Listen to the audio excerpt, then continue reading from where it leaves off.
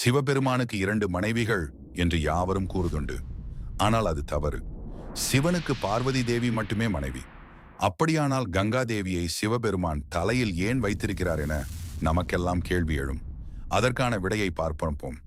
அன்றைய காலத்தில் கங்கையானது பூமியில் ஓடாது, ஆகாய கங்கையாக ஓடிக்கொண்டிருந்தது.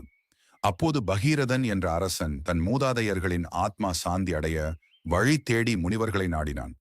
அப்போது முக்காலம் அறிந்த முனிவர் ஒருவர் ஆகாய கங்கையை பூமிக்கு கொண்டு வந்து அவர்களின் அஸ்தியை அதனில் கரைத்தால் அவர்கள் முக்தி அடைவார்கள் என்று கூறினார். ஆகையால் பகீரதன் கங்கையை பூமிக்கு அழைக்க கங்கா மாதாவை நோக்கி கடுந்தவம் புரிந்தான். பகீரதனின் கடுந்தவத்தை மெச்சி கங்கா மாதா அரசன் முன் எழுந்தருளினாள். வரம் தந்த கங்காதேவி ஒரு நிபந்தனை விதித்தாள்.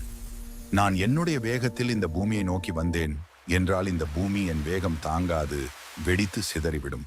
ஆகவே என் வலிமையை தாங்கக்கூடிய ஒருவர் என்னை அவர் தலையில் தாங்கி இந்த பூமிக்கு தருவிக்க வேண்டும். நீ தென்னாடுடைய சிவனை நோக்கி தவம் செய். பரமனால் மட்டும்தான் என் வலிமையை தாங்க முடியும் என்று கூறி மறைந்தாள். பகீரதனும் சிவனை நோக்கி தவம் செய்து தான் எண்ணத்தை வேண்டி நின்றான். சிவபெருமானும் தன் சடாமுடியை விரித்து அதில் கங்கையை இறங்க சொன்னார். சிவனின் திருமுடியை அடைந்த கங்கா வேகம் குறைந்து திருமுடியிலிருந்து பூமிக்கு இறங்கினாள். ஆகவேதான் சிவனின் திருமுடியில் கங்கா குடியிருக்கிறாள்.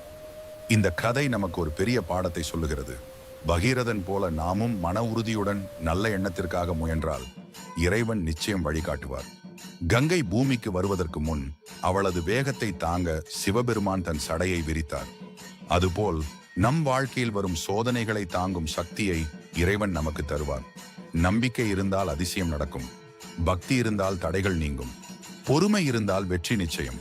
எப்போதும் மனதில் நினைவில் கொள்ளுங்கள், இறைவன் தாமதிப்பார், ஆனால் தவறமாட்டார். ஓம் நம சிவாய.